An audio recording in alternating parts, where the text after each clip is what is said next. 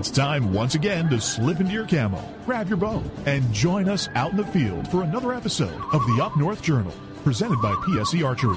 The Up North Journal crew is knocked and ready to rock for another exciting adventure. So let's step outside and hit the trail.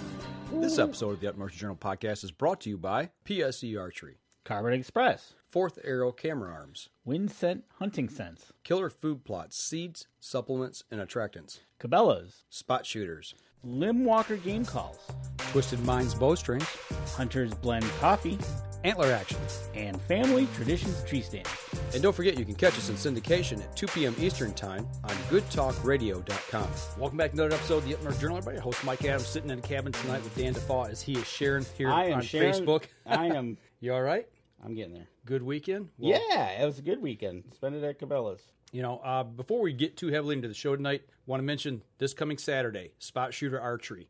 Event starts at 9 o'clock? 10 o'clock. 10 o'clock. 10 o'clock. Make sure you get over there. It's Bowfest. I think it's the 11th annual, if I'm not mistaken. Yeah. Dan will be there early. I'll be there early, and you'll be there later. Yeah, I'll be there right around maybe noonish, somewhere around that area. But this year, Danny and I are going to be serving some coffee as well. Hunter's Blend, like we drink right here on the show. So we'll be giving out samples. So come on over to the shop. Check out some great bow deals. Right. Get over there. Get your gear for the upcoming archery season. And have some coffee on us. So yeah, and actually we're going to have it. It actually is going to be for sale there as well. Right, exactly. You've heard us interview them, so now you can come up and try it. Right on. If you haven't tried it already. That's right. So are you ready here? I'm ready. All right. I'm glad you are because I've been rolling here, so we're rocking along. And my media's down, so we're good to go. All right. Good weekend this weekend. Oh, you know what? Busy. It was. We're at Cabela's. Yep. It was a classic. Fall hunting classic. Only one little problem, though. Everybody was outside doing something. Everybody else was outside doing something else. Right. But that's the way it is. You know, it's a hit and miss with that one because if it was been cold and rainy outside, people would have been inside. You know, I was driving down to Chesterfield, and you know that is right off of Lake St. Clair, right there on the water. Yep. And that plays right into what we want to talk about. Absolutely. You know, we're a mile from Lake St. Clair when we're at Chesterfield. Absolutely. And everybody goes over there and does the usual fishing for worms and going for walleye using worms and stuff. But our guest tonight is exclusive to fly fishing. Yeah? Yeah. And you know what? And best of all, he's related to me. Welcome to the show, Eli. Well, thanks, guys. Thanks for having me. Hey, good to have you on. Sorry that you're related to Danny. I mean, I put up with him a lot here in the studio, but being related to him, what's that like? I'm going to hammer him right now while I got a chance. Take, right? Right on. I hear you. So Eli, Great Lakes fly fishing.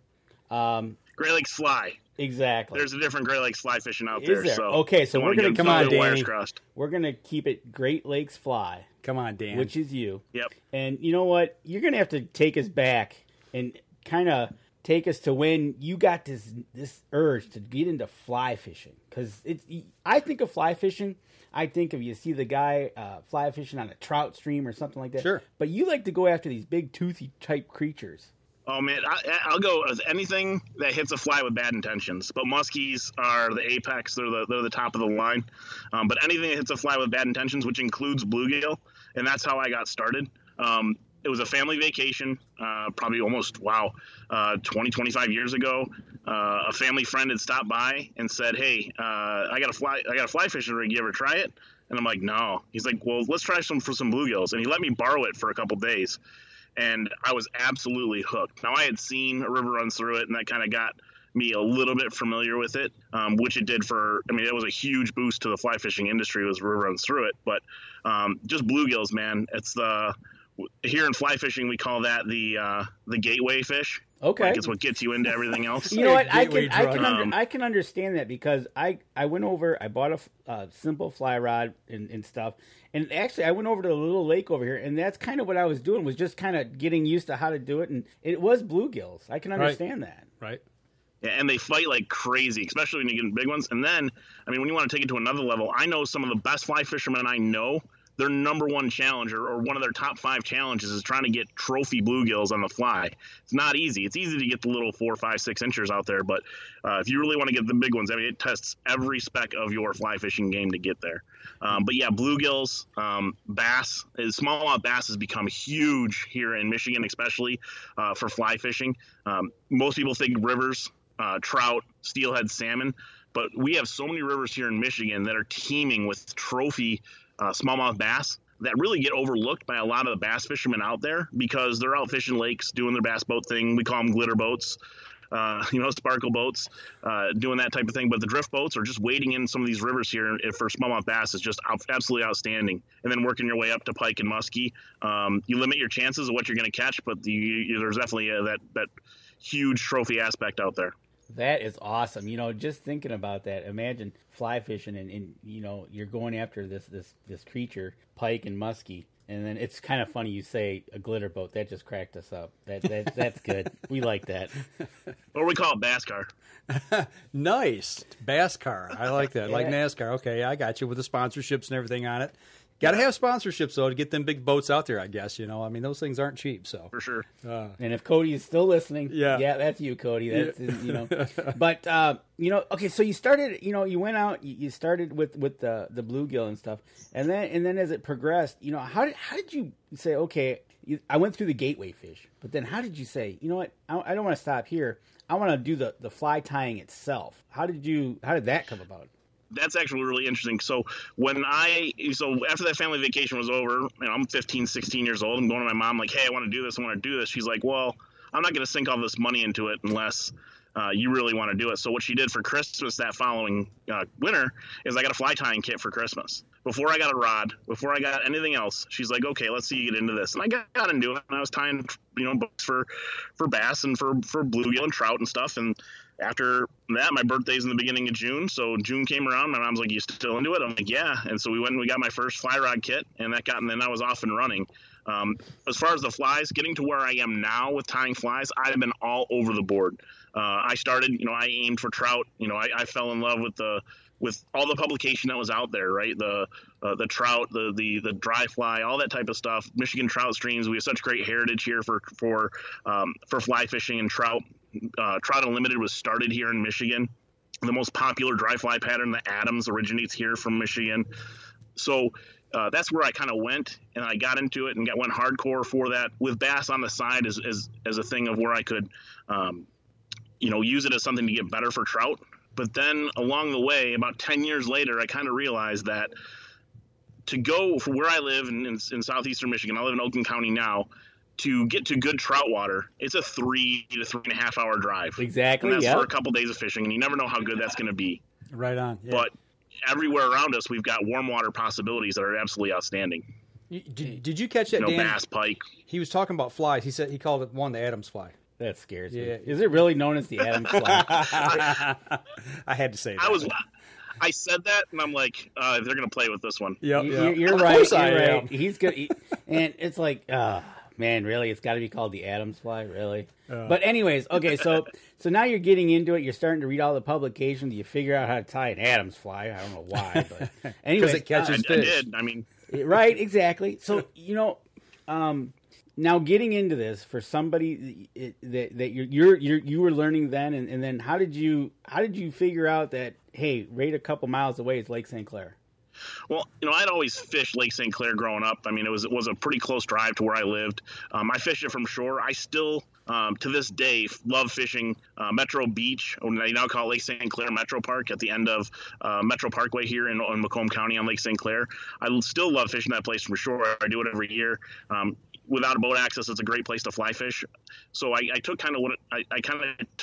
fly fishing. I'm like, okay, well, I used to do fishing here. Well, let's kind of adapt that to it, along with some pond bassing and those types of things that kind of got me into it. And, you see some videos and now with the advent of YouTube, I mean, it's all, your imagination gives you an idea, and you can go find ways to help you see through it.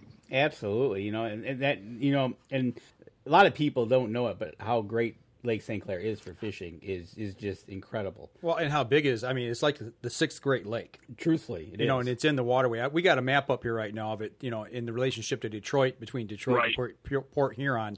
And you can't fish all of it because part of it's in Canada, correct? Oh, you can fish it. You just got to have your Canadian license. Right. Well, I'm saying if you just got a Michigan fishing license. Right. Now, but it's not as complicated as it used to be to go across the border. Okay. To fish those waters. Really? I haven't done it in so long, but I'm glad to hear that, because that used to be one tedious thing. You were so afraid to cross that line. It was like, you're going to get paid. You're going to be paying dearly if you do.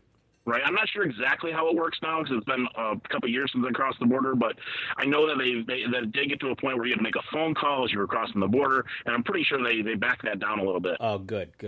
So now you're getting into these bigger creatures, and how did you figure out you had to go from these little itty bitty flies? Now you're making them for a muskie and a pike, that you're making them quite a bit bigger.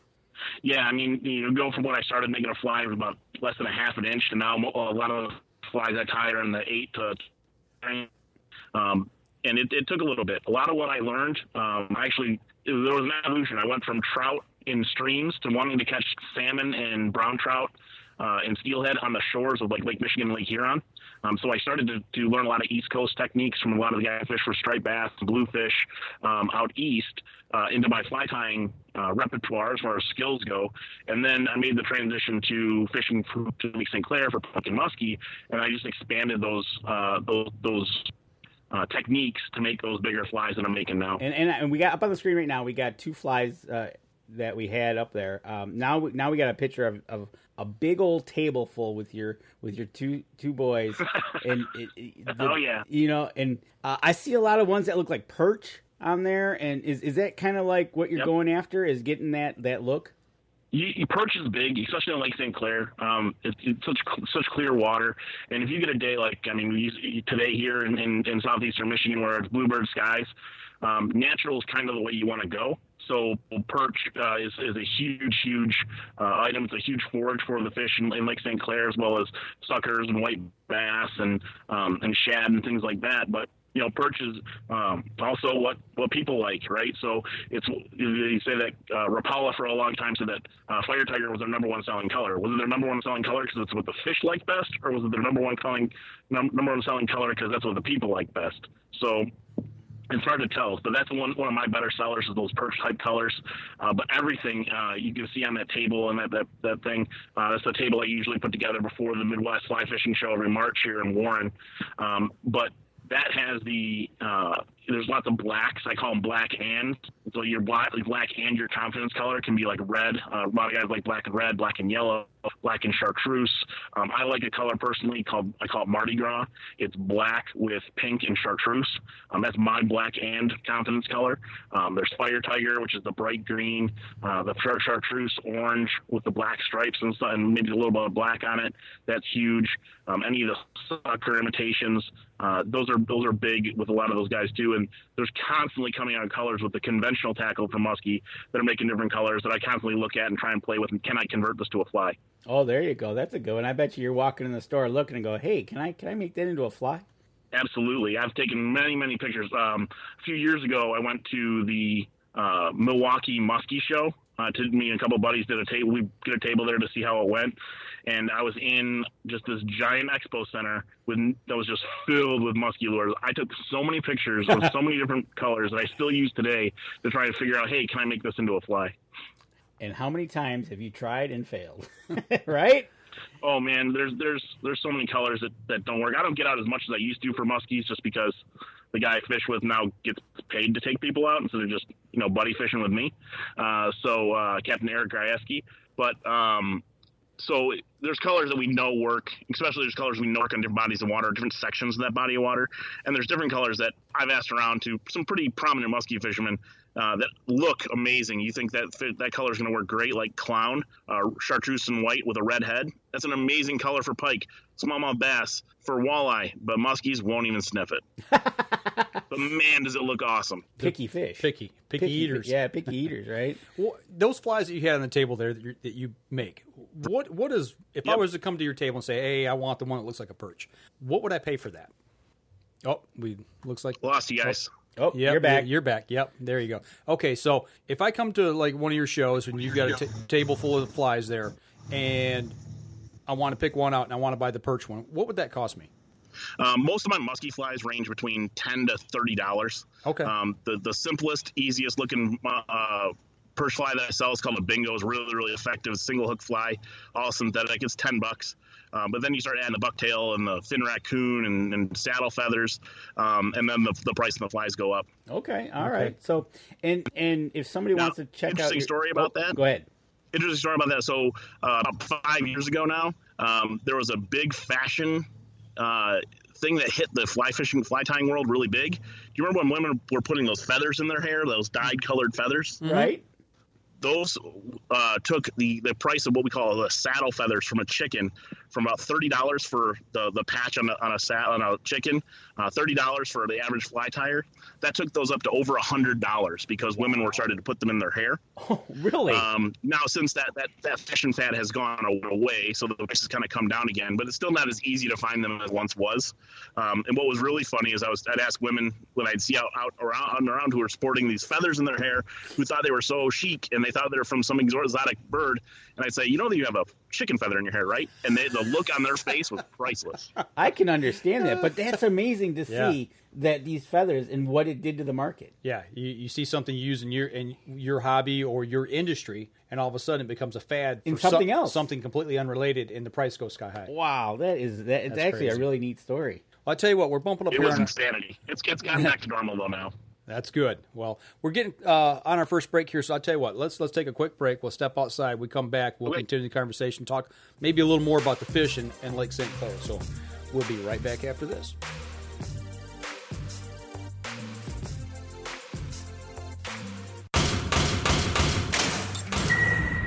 PSE Archery has reinvented the way you buy bows.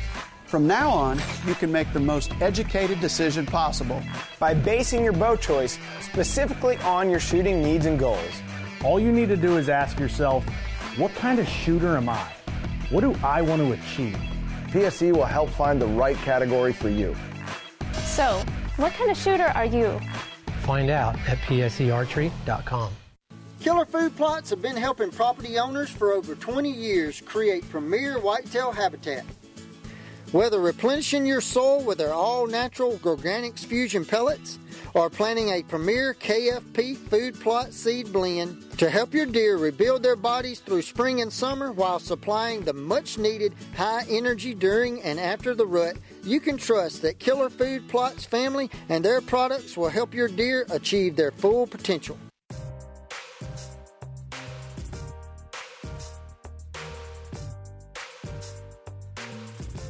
Welcome back. Second segment of the show. Still sitting here with Eli talking about flies and fishing and everything. And everything under the sun. First of all, where can we go to find? Do you get a website we can go to and look at your stuff? Yep. GreatLakesFly.com. And then you can find me on Instagram, Great Lakes Fly. On Instagram, I've got a Facebook page too, Great Lakes Fly. I mainly post mostly to the Instagram, and everything kind of flows over to the Facebook page, just because the flies look cool in pictures, so I post them on Instagram, and everything kind of flows over.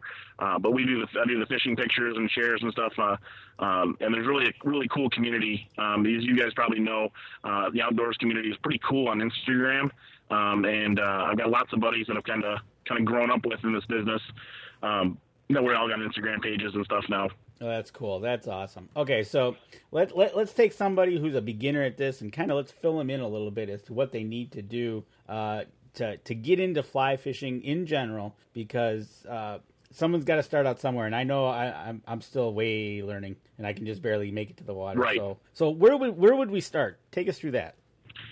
So one of the biggest things that I think is a hindrance to fly fishing is, at least the perception, is there's this perceived high barrier to entry that it costs a lot to get started. And it really doesn't. You can go to any of your sporting goods stores and pick up I say anywhere between $50 to $150 kit that has everything you need but flies. Some of them even have the flies.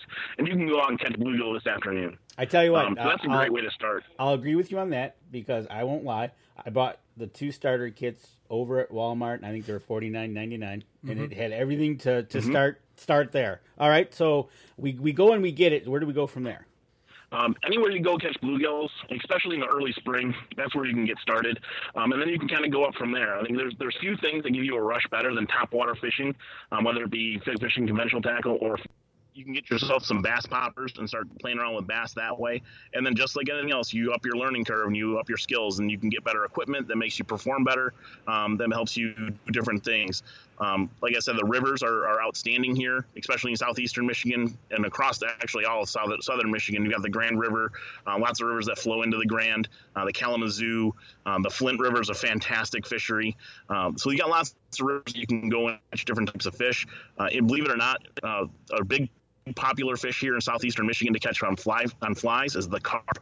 I've heard that before. Yeah, I think they call them golden bonefish. I don't know. It might have been you that posted a video of somebody catching one, and it looked like a trip when that rod's bending and you're catching carp. Yeah, it's they fight like crazy, and they are not easy to catch on a fly. I've only caught a few. They're not my favorite species to target because the action is a little slow as far as how you get the fish to hit. You've got to work that fly really slow and be very patient and let it sit still for a while. I like a more faster moving type of predator that's going after those flies, like a pike and a smallmouth bass. But I'll fish for carp when I can. All right, cool. We do have a question. We're talking about starter fly rods. Terry DeFaw, a.k.a. my brother, wants to know what fly fishing, what is a good starter fly rod for fishing the South Channel on Harson's Island? Not the easiest place to start. That's not fishing for pond bluegills, that's for sure.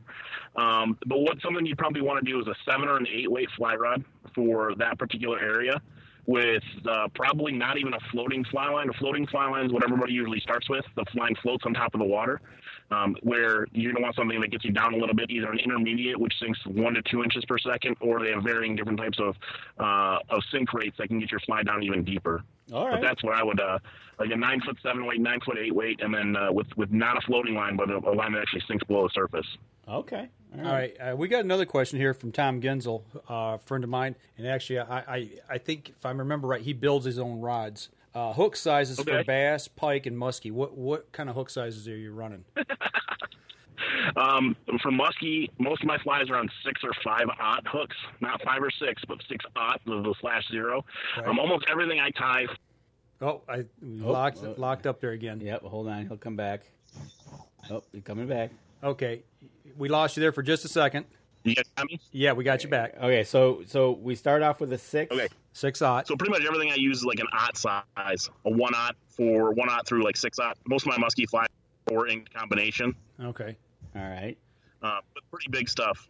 Well, you're catching pretty big for fish. some bass flies you can use. Yep, for sure. You want them to when you're fishing those bigger flies, you're cutting out the bottom end of the food chain for sure. Right. Gotcha. Yeah, that's amazing. Well, I tell you what, we got some pictures here. Actually, 2 pictures of the muskie that you've caught. You're holding them up here for the camera. I assume that these pictures were taken on fish you caught on Lake St. Clair. Yep, that was on Lake St. Clair, that muskie there. That was on Mardi Gras. That's my, like I said, that's my confident color that day in particular. I wasn't feeling it. I was changing flies like every 5 or 6 casts. The fly wasn't working right. And I go, you know what? I'm going to go to my old standby, and I went to Mardi Gras, and it paid off. Yeah, nice. It paid off in a big way. I would say so. Yeah. Railroad tie. Exactly. And I can't tell what time of year it was when you caught these muskie, but to fly fish for them, is there a certain time of year that's better than another to get out there to do this? I'm particular. I love early season. Lake St. Clair season used to open on the first Saturday of April, and that would be when now recent changes this year. Lake St. Clair is actually open all year, starting on April 1st this past year. A lot of the muskie guys, the hardcore guys, really left them alone up until that traditional opener. But my favorite is probably June is the best, probably because of action-wise, because you're going to see everything. You're going to everything's coming off the spawn. The muskie coming off the spawn, the pike, you're not seeing muskies. You pretty much got something else to play with. When you get a late season, end of November into ice up, that's big fish season. But man, you're not seeing anything. Like you either catch fish or you don't. You don't see anything. The bass are gone, the pike are gone, and you're either catching muskie and you usually don't see them. The water's going to kind of churned up a little bit, so it's kind of you got to really have your mental self checked up, because you can get down in the dumps and you can miss fish easy if you're not sharp late in the season, because there's not a lot to keep you sharp. Where there's early in the season, you may have bass or pike chasing your fly when you're going for muskies. So those are my two favorite parts: the beginning of the season, just because everything's hungry and everything's chasing, and then the end of the season is when you can really get that big trophy. Well, talking about the fishing style and everything and the different types of season, I mean, I'm not a fisherman, so this may be a dumb question, but I'm going to ask it anyway because I don't know. When you're out there on the water, go ahead. Are you fishing like a spot and you're casting to a hole where it might hold fish, or is your boat moving? Boat's moving, especially in Lake St. Clair. Lake St. Clair, I mean, you're fishing a general area, but Lake St. Clair is just one big flat. There's not really a lot of structure. So what you're going to wind up doing is fishing giant areas and drifting over likely hold spots, different weed beds. There may be a change that you may be running into, maybe a water temperature change or a water clarity change where you can see the two different colors of water going up against each other. Okay. Those are the types of things you're going to look for in Lake St. Clair. Okay, gotcha. You know, he talks about that. And before we went on air, and like we were talking, not often do you see a guy in the middle of Lake St. Clair where you cannot see any land around you, on top of a boat fly fishing. And we knew soon as Brian, another cousin, his uncle actually, and it was like, that's Eli. It's like, I mean, yep. it was like one of those things. It's like it's about a handful of people, and it's like, yeah, that's him. But you know, you're going for the muskie, and you're drifting like that. Are you going from memory from past spots? Kind of. I mean, okay. my buddies I fish with, I don't have my own boat. I have something better than that. I have friends with boats. And his GPS is loaded with spots where every time he sees a fish, he marks them. Oh, okay. All right. And it's amazing when you come up on those spots. Okay. And in general, where he's seen fish is where they're going to be again?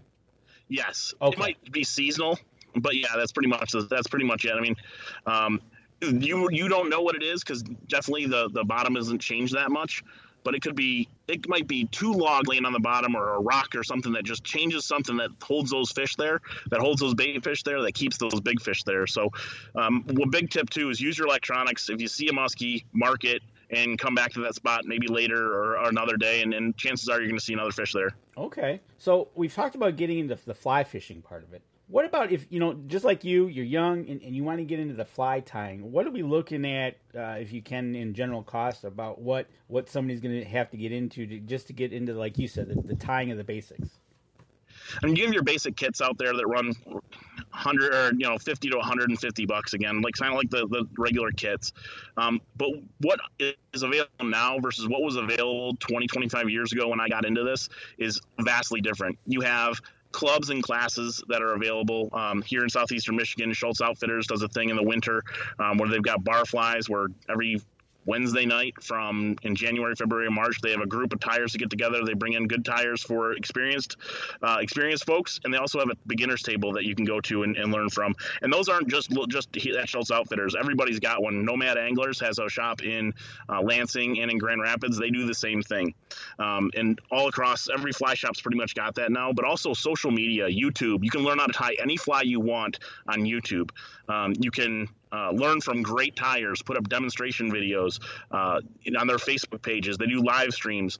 You can learn a lot on social media right now when it comes to fly fishing, and really get an idea of what's going on and communicate with those great tires to try and figure out what you're doing wrong. I've even done that in certain patterns that I can't get right. I'll go to certain tires and say, hey, what am I doing wrong? And you get that response, and you move on. Okay. So between different fly tires with the recipes, I mean, people don't hold that close to the vest. They're willing to share that information. I'm a completely open book. Most of them are, because sometimes it's the technique and the way that you do it and the way that you kind of position it on the fly or do certain things. But as far as materials, I'm not secretive about anything that I use. I'm open source. One of the things that's really hard to do is tie thousands and thousands of flies to get it right. which I've done. So that's kind of one where the rubber kind of meets the road on that. So I can show you exactly what to do, but I've also gone through thousands of bucktails to try and figure out exactly what works best, where that's not available to the average tire sometimes. Okay. Now speaking of tying flies, like a musky size one, the big one, how long does it take you to actually tie a fly? My big flies probably about 30-35 minutes. My more common flies like the Optimus swine, which is probably my most popular pattern, I can tie those in about 20 minutes. Okay, so we see a table full of and think about that, 20 to 30 There's lots minutes. of hours there. Yeah, exactly. And you're gearing up for your best show that you're going to be going to, and here you got all this time invested. Yeah, I definitely, that's not just something. And that's the reason they cost, because there's time invested along with material. Right. Exactly. And a lot of sleep is lost. I bet, especially when you got kids. Because you can't be doing it when the... Yeah, I do most of my tying between 10 o'clock at night, 2 o'clock in the morning. There you go. So you just get out there and, it's... You talked a little bit about, the different materials you use and the cost, how that was actually increased by fashion design in a completely different area. But have you seen certain materials that you use that may no longer be available, maybe due to... Happens all the time. Okay. Cost or especially an synthetics. Animal? Nothing animal related usually. Okay. Usually it's synthetics, because most of the synthetics that are used in fly tying are not designed for fly tying. There's something somebody comes across who is a fly tyer or who's looking for something, and they try it. They throw it against the wall and see if it sticks. Mm-hmm. See if tires like it. So the question just came up where you brought up, Mike, about how is there anything I keep secret? If it's synthetic, I tell everybody in the world about it, because that's the chance that material is going to stay around.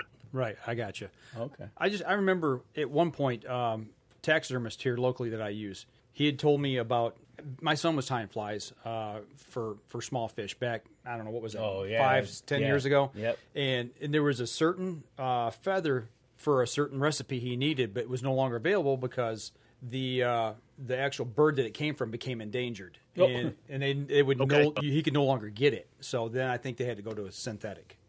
That's the reason. Yeah, well, there's certain types like that. That's more in the trout and steelhead stuff that I don't really play in that arena too much anymore. But I think I do know. I think those are jungle cock feathers. Yep, exactly. Where there's very limited availability of natural feathers out there, and the ones you can get are super expensive. Right. Oh, jeez. Yeah. See, he knew exactly what I was talking about. He wasn't in the area, but the name jumps up. So. Well, I tell you what, we're hitting on our second break here, so I'll tell you what, this is a good spot to take a break. Yep. Let's step outside. We come back. We can kind of maybe wrap things up. Yeah, we'll talk to him. We got to talk to him about some recipes. All right. Okay. So we'll step outside. We'll be right back after this. PSE Archery has always dominated the speed category. Now, the most revolutionary cam system ever to hit the market has perfected the shooting experience. Introducing PSE's Evolve Cam System, featuring extremely high let-off capabilities and the smoothest draw cycle in history. No other cam system has ever delivered this level of total comfort and total control. Experience PSE. Experience performance. Killer Food Plots have been helping property owners for over 20 years create premier whitetail habitat. Whether replenishing your soil with their all-natural Organics Fusion pellets or planting a premier KFP food plot seed blend to help your deer rebuild their bodies through spring and summer while supplying the much-needed high energy during and after the rut, you can trust that Killer Food Plots family and their products will help your deer achieve their full potential. Welcome back. Third segment of the show. Yeah, third segment of the show. We're talking with your family member. Eli of Great Lakes Fly. First off, if we want to find out more about you and come visit your website, where do we got to go? GreatLakesFly.com or the Instagram page, Great Lakes Fly, and then Facebook, Great Lakes Fly as well. Okay. You're doing all this fishing and getting out there when you can, and you're not doing any shows. Yep. Is there any place particular where to get your supplies that you can let people know, hey, this is a good place to go? Is there any, Cabela is a Bass Pro, a certain store that, a fly store or something to get supplies? Right. We're fortunate here in Michigan to have some really good fly shops. Schultz Outfitters is probably the king of probably the Midwest fly shops here. That's located in downtown Ypsilanti. If they don't have it, they can get it for you. Corey Hasselhoon is become my go-to. He works in the shop there every day. And if I can't find something, he helps me track that down. You got Nomad Anglers, which I brought up earlier. They have 2 shops. They've got one in Lansing and one in Grand Rapids. So pretty much all the big centers here in Michigan have it. And then you guys were talking about the fly shop at Cabela's. The Cabela's in Chesterfield, I really like their selection. I've been over there a few times now. They don't have everything, but they've got pretty much all the basics covered if you want to get started. Even into the pike and muskie thing, they've got the long feathers, they've got the good feathers, they got good bucktails, and they got lots of the stuff. Then you might have to go out to some of the specialty stuff, some of the bigger. I get a lot of stuff from Tacklecraft catalogs to buy bulk hooks and things like that. But rattles, I put rattles in all my flies too, so I'll reach out to some different places to get some of that stuff. But we got some really good places here in Michigan to lean on. So definitely can check out a Cabela's and check out their selection that they have. I know right here in Fenton, Red Fox Outfitters has a fly room, I guess they call it, and they've got stuff in there. I don't know if you've ever been there, Eli, but I have not. I've run across at the fly shows and stuff, but I've never actually ventured into that shop yet. And like you said, I know that they do a thing in the winter too about the fly tying. I know I'll see on Facebook that you don't they use a local bar? They go across the street to the rough drought. Okay, and they do it there, just kind of like what he does down at the place in Ypsilanti. Yeah, I've sat and watched my son back when he was tying flies, and it just amazed me. That you take this material and some thread and some glue and a hook, put it in a vise, and start spinning, doing your thing, and all of a sudden he's got something that looks like a bug. In your case, you're making small fish, like the perch pattern or whatever. But it really blows my mind what you guys can do with just some material. It's pretty cool. Like I love tying at shows because people will sit there and watch me put everything together, and it goes from different colored bucktails, a patch of fin raccoon, some chicken feathers, and some flashy stuff, and just laying there on the table, and all of a sudden it looks like a fish, and it kind of all comes together. And I get a kick out of people that every year I've got people that will sit and watch me for hours and just try and take in and learn as much of the techniques as they can. I tell you what, one of the busiest areas at the Michigan United MUCC show, the Outdoor Rama, is I don't know what group it is there that they are flying ties there. Flying ties? Ties flying. Thank you. Come on. That's a common trip up right there. See? And it's you're right, Eli. You get a group around when somebody's flying at tie flying. Do it again.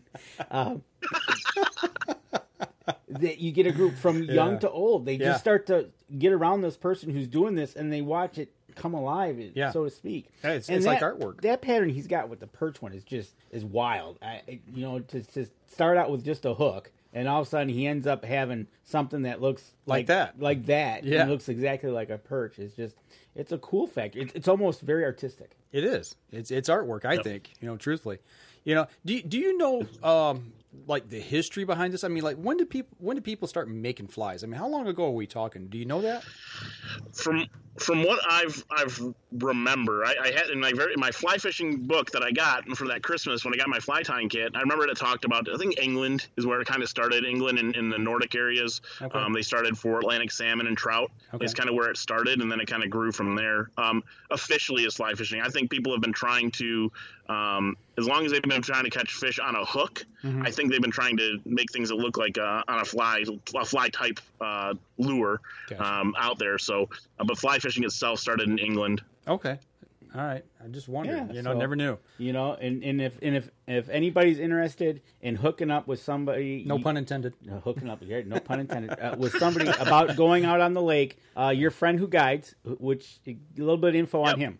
Eric Gryaski, Muskie, fly fishing. He does. I think be out for gear with gear too if the conditions aren't right, or it is a lot of work to fish for a muskie with a fly rod because getting that fly and working that rod. So he's got gear available too to kind of switch on and off.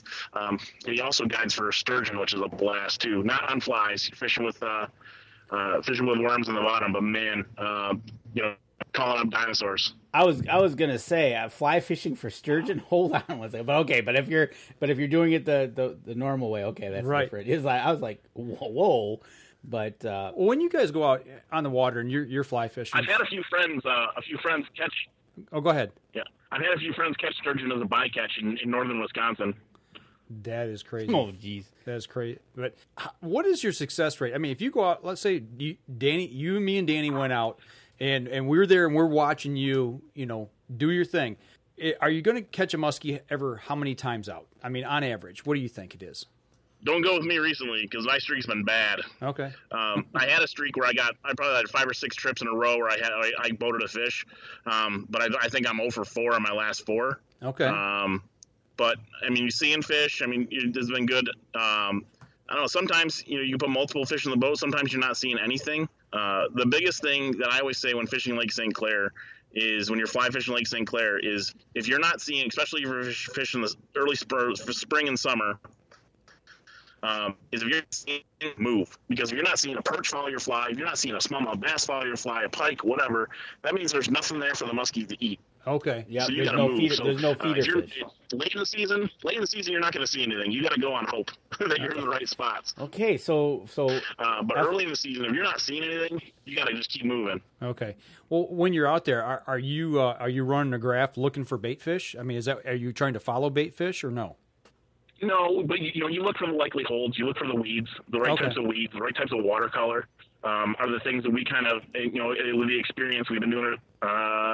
Eric and I started fishing together in 2009 is when he started fishing for muskies. I was on the first trips that he did where he was trying to learn the lake.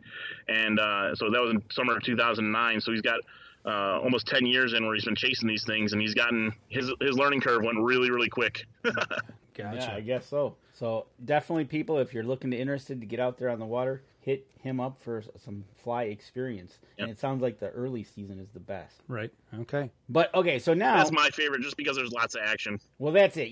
And truthfully, it's like with any sport. If you going out for the first time, you don't want to go out there and just sit in a boat and say, okay, this was, drift. This was fun. But right. The more action, definitely the better. So we've talked about fly fishing. We've talked about getting into it. We've talked about getting into fly tying. Now, you personally, give us a story about your favorite fly fishing episode, whether it be your big fish or the one that got away or the one you wrapped around your ankle or whatever, caught your ear with a hook. I don't know. Tell us. Let's see. So this is a muskie that I caught pretty early. I think it was 2011. Yeah, I think it was 2011, 2012 in there. Eric and I were fishing together. It was a midweek trip. It was on my birthday, so we call this the birthday fish. We talk about it all the time. And so we're fishing, and all of a sudden we hadn't seen anything all day. And then all of a sudden there's these windows that open up, and all of a sudden you start seeing these fish. So all of a sudden Eric's got one chased, and it turns away. I get one chasing, and it turns away.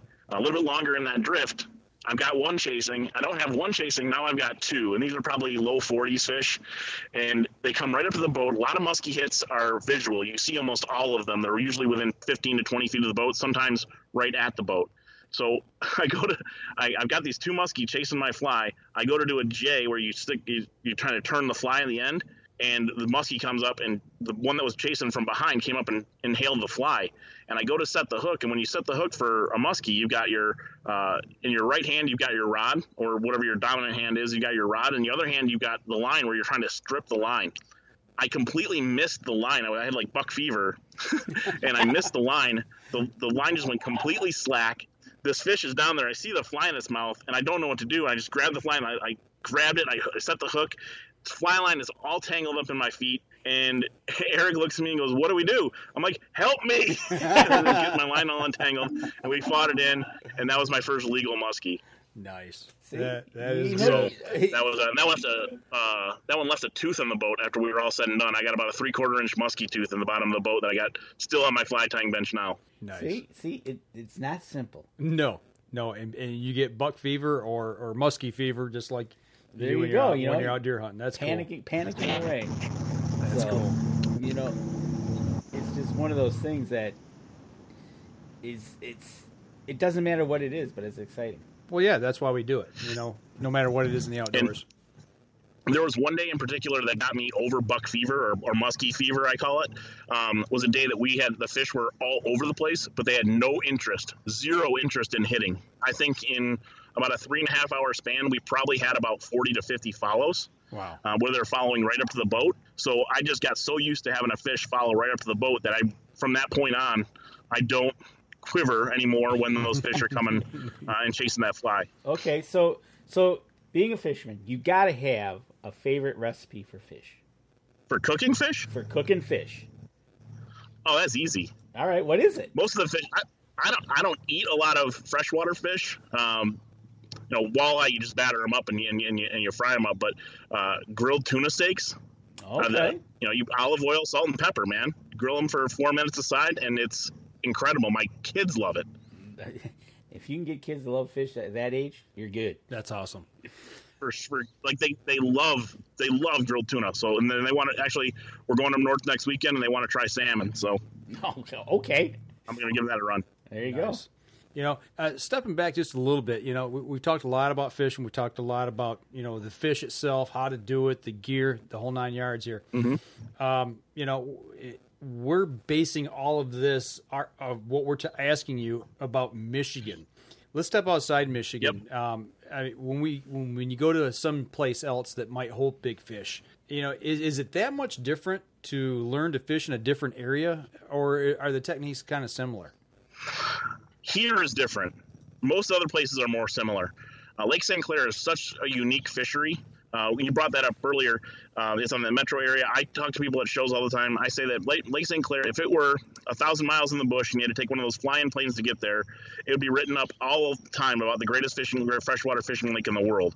But because it's up against Metro Detroit and it has all this perceived traffic, which it stands up against because it produces trophy fish of all sorts of time, it kind of gets overlooked. But it's a very unique fishery we have here in Lake St. Clair, in even in the river system too, with St. Clair River and Detroit River. Most of the other places, Wisconsin, Minnesota, and in other places like that, are much more similar than what we have here in Michigan. So It is a learning curve when you go outside of the state, for sure. Have you been saltwater fly fishing? I have not. Okay. But lately, with my youngest boy, we watch the Blacktip H videos on YouTube. If you want to get a kid into fishing, watch Blacktip H videos. They're kid friendly, and they will get any kid hooked on fishing for sure. There's just so much excitement, and they catch lots of big fish in the saltwater. But one thing I've learned is there's fish that I want to catch, and there's fish that I don't, for sure. Some fish seem boring, and some fish definitely. You talked earlier about hitting flies with nasty thoughts. Fish like a Jack Crevalle, that's like my dream fly fishing target in Florida. All right, cool. So I guess, if you're interested and you want to know more, you can always send Eli a question. Get him on Facebook, find him on Instagram, hit him up with his website. But you know what? I think we're going to let you go. We're going to step outside, and thanks for coming on the show. Great Lakes Fly. Oh man, thanks for having me. It's a blast. Hey, we'll have you back on. Maybe in the new year when you're getting ready to go down to Schultz and stuff, we'll hook up with you and find out where we can find you, and maybe go watch you do some fly tying. Hey, that's awesome. All right. Take care, and we're going to step outside real quick. We're going to take our next break. We'll be right back after this.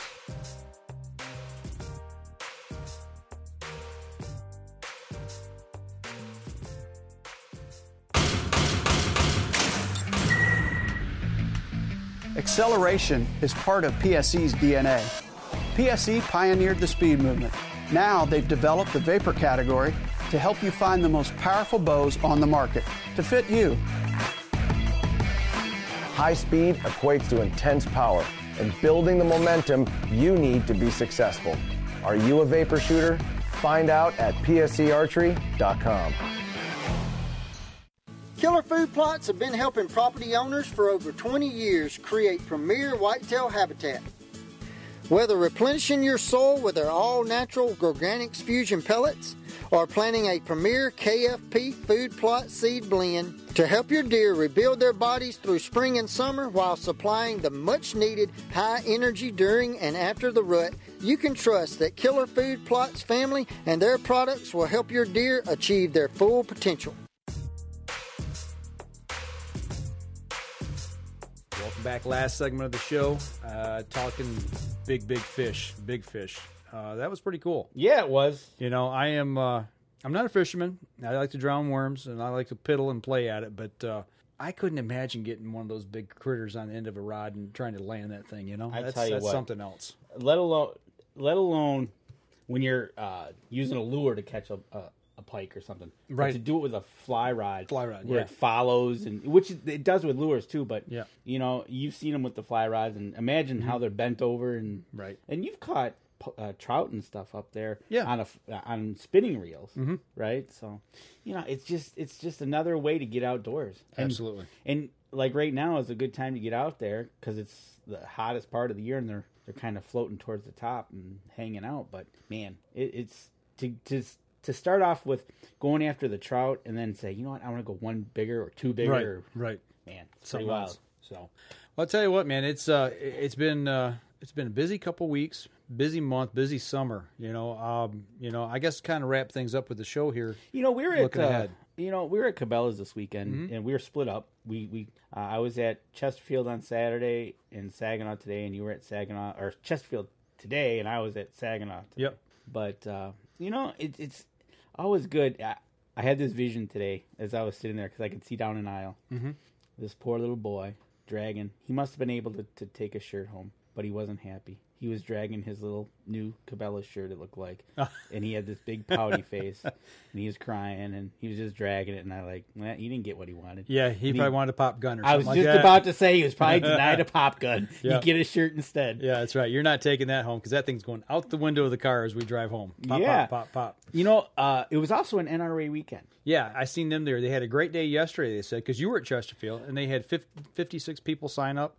Today was a little slow. Okay, I talked to him at Saginaw. Okay. And I said, hey, how's everything going? And she referenced Chesterfield. Okay. She goes, Chesterfield had a great day yesterday. Yeah. I said, I was there yesterday. And she says, well, what we're finding out is a lot of people in this area, she said, are already life members. Okay. And I said, well, that's cool. I said, but that's good, you know. And she says, but they're getting a lot of, they already got a lot of people signed up, but they're adding a year or they're doing that. And like you said, today was a little slow. I've done that over the last couple of years. You know, in my card, it has 2017 on it, but then it's got expires 2023.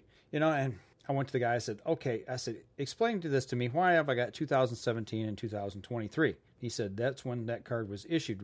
He said, you got a new card in 2017. Okay. He said, 2023 is when it expires. He goes, so you've paid ahead. I said, yeah. I said, every time I'm at a show just about, I always give them either a year or 2 years and keep it rolling ahead. Yeah. So, yeah, I'm good for the next 5 years. Yeah, and I'm a life member. Yeah.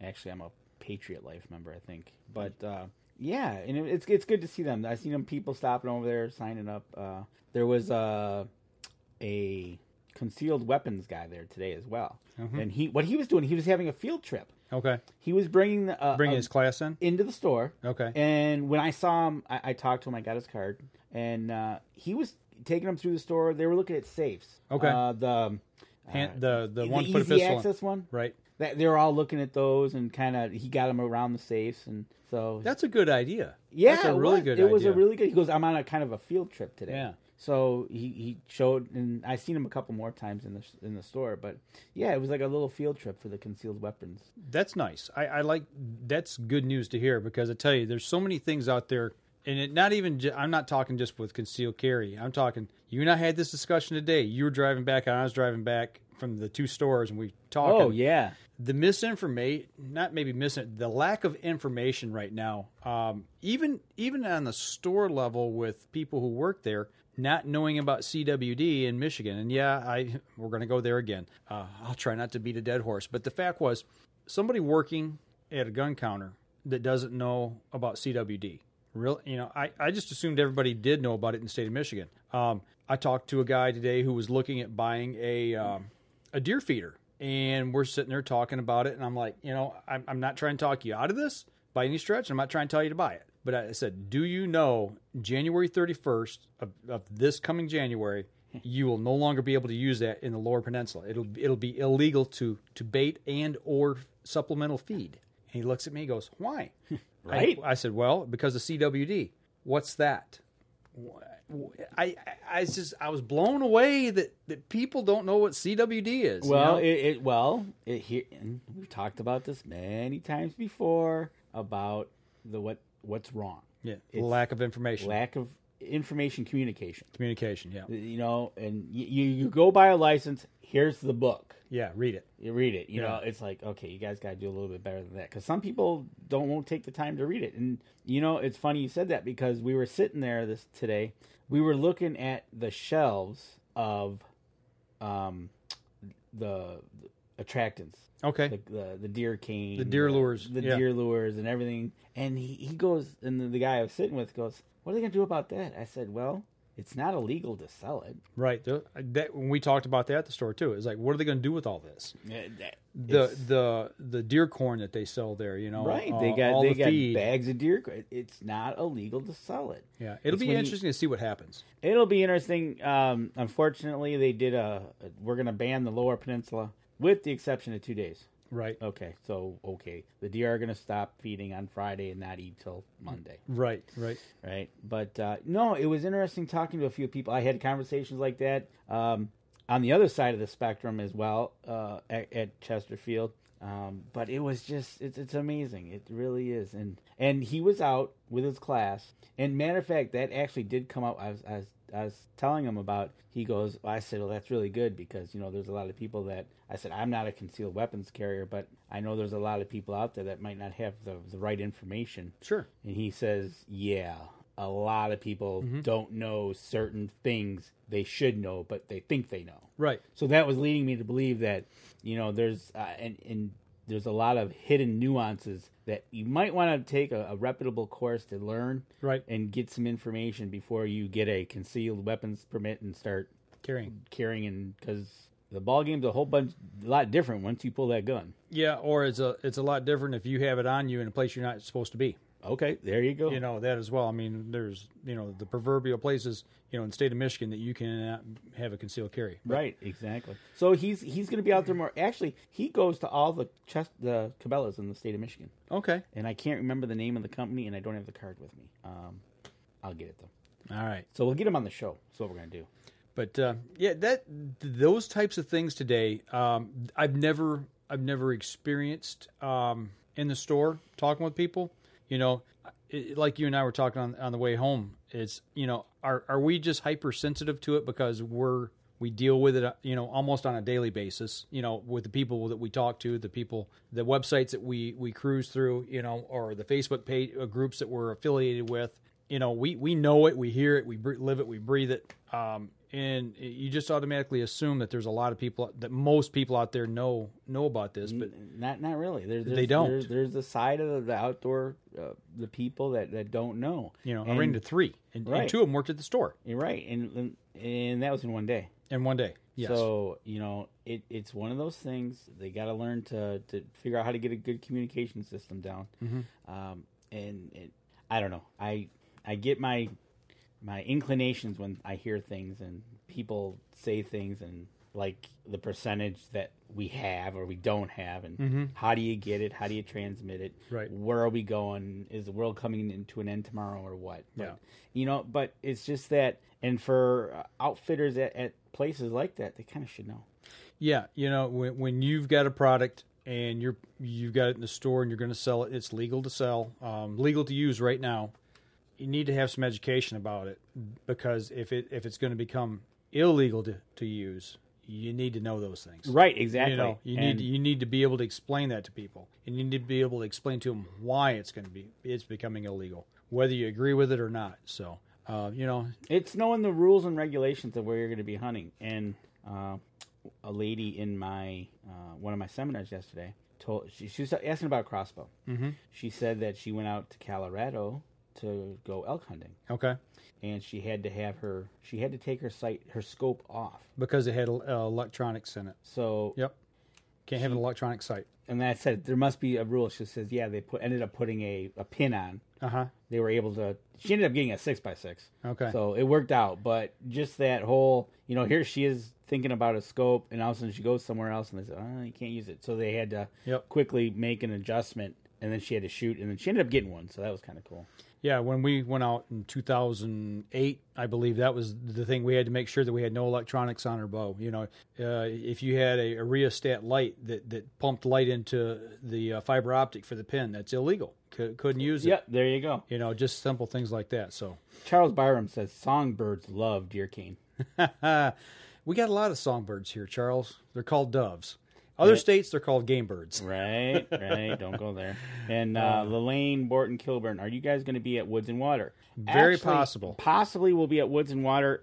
We're probably not going to have a set, if anywhere. We're not going to have a set space. Well, if you'll catch us there, we'll be at Spot Shooters booth, hanging out with Jim and company. I know I'm going to be there roaming around. It's one of those shows that I like to roam around because there's a lot of interesting things there. Right. You know, and if depending on the weather, it can either be jam packed, right, or if it's raining.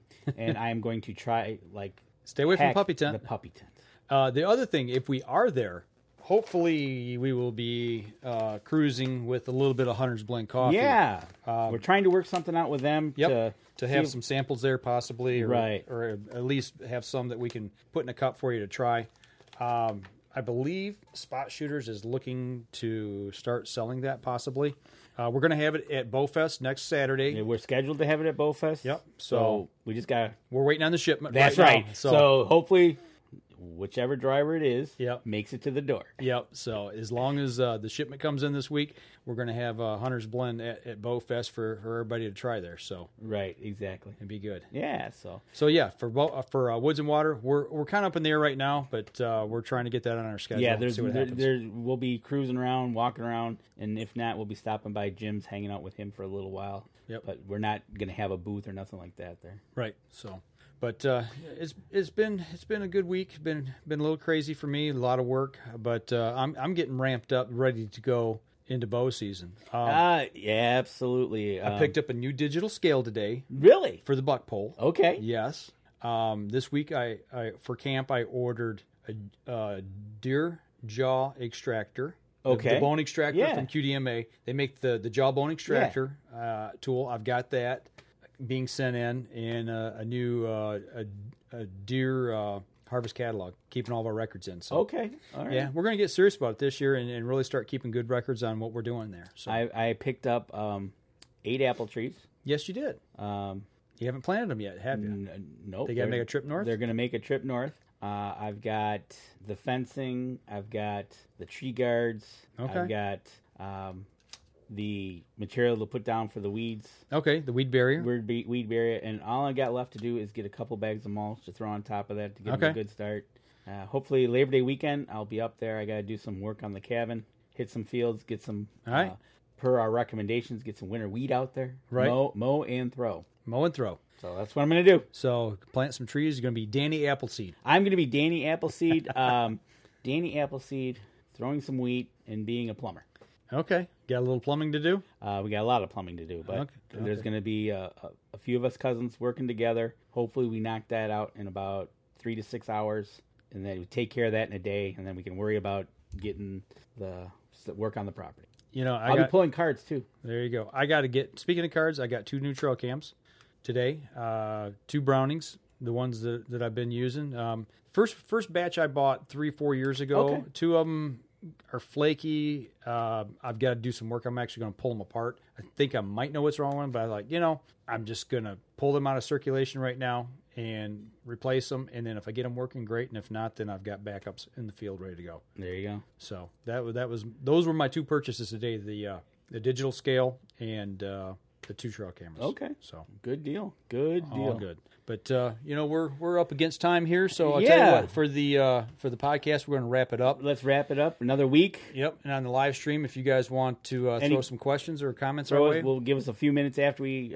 sign off here, and we'll be here. So for the podcast, folks, that'll do it for us this week. And don't forget, you can catch us in syndication at 2 p.m. Eastern Time on GoodTalkRadio.com.